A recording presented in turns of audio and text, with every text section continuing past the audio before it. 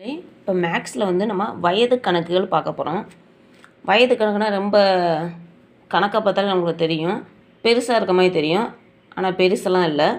நம்ம சிம்பிள் மெத்தடில் தான் நம்ம வந்து இப்போ போக போகிறோம். இப்போ கணக்கை நல்லா வந்து வாசித்து பாருங்கள். ஏபி என்பவர்களின் தற்போதைய வயது விகிதம் 4:5. அடுத்து 5 வருடங்களுக்கு பிறகு அவர்களின் வயது எவ்வளோன்னு கேட்டாங்கன்னா 5:6 எனில் இவர்களின் தற்போதைய வயது கூடுதல் காண்கன்னு கேட்டிருக்காங்க. 2011 கேட்ட கொஸ்டின். இதில் சிம்பிளாக நம்ம பார்ப்போம். ஏபி என்பவர்களின் தற்போதைய விகிதம் என்னது? ஏபின்னு எழுதிக்கிறப்போம். இப்போ ஏபியின் தற்போதைய வயது 4:5. அடுத்து என்ன கேட்டுக்கோங்க? 5 வருடங்களுக்கு பிறகு அந்த 5ங்கிறத வேல்யூ வந்து தனியாக எழுதிக்கோங்க. அடுத்து பிறகு அவர்களின் வயது என்னன்னு கேட்டுக்காங்கன்னா 5:6 எனில் இவர்களின் தற்போதைய வயது கூடுதல் காண்கன்னு கேட்டிருக்காங்க. அப்போ என்ன பண்ணால் ரேஷியோவை பாருங்கள். 2 ரேஷியோ வந்துருச்சா? 2 ரேஷியோவில் வந்து கழிக்க போகிறோம். இப்போ 5ல் 4 போச்சுன்னா என்ன வரும்? 1.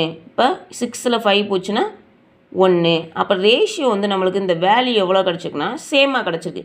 இங்கே வந்து நம்ம ப்ளஸ் ஆர் மைனஸு பார்க்கணுன்னு அவசியம் இல்லை. பெரிய நம்பர் வந்து சின்ன நம்பரை கழித்து போட போகிறோம். ஓகேவா? அப்போ வேல்யூ என்னது? நம்மளுக்கு சேமாக கிடச்சிருக்கு. சேமாக கிடச்சாலே என்னது? இது கரெக்டுன்னு வச்சுக்கோங்க. இதே சப்போஸ் இங்கே 2 கிடச்சி இங்கே 1 கிடச்சிச்சின்னா வேறு மெத்தடில் போடணும். அதையும் நம்ம இந்த சம்மில் பார்ப்போம். இப்போ பாருங்கள், நம்மளுக்கு என்ன கிடச்சிருக்குன்னா 1 கிடச்சிருக்கு. வேல்யூ இங்கே தனியாக எவ்வளோ கொடுத்துருக்காங்கன்னா 5 வருடங்கள் கொடுத்துருக்காங்க. அப்போ சீக்வல் டு போட்டு 5 போட்டுக்கோங்க. ஓகேவா?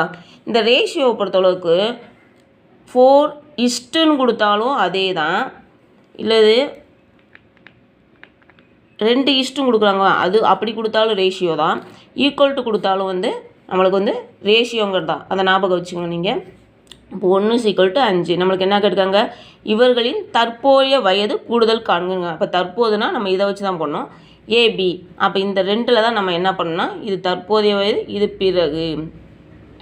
பிறகு அவர்களின் வயதுன்னு கேட்டிருக்காங்க. ஓகேவா? அப்போ தற்போது வயதில் தான் இந்த 5 வச்சு மல்டிபிள் பண்ண போகிறோம்.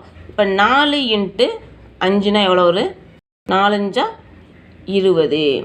அடுத்து 5×5 5×5 25. இது ரெண்டையும் கூட்டினா எவ்வளோ வரும்னா 45. அப்போ ஆன்சர் வந்து 45. இவ்வளோ தான் கணக்கு.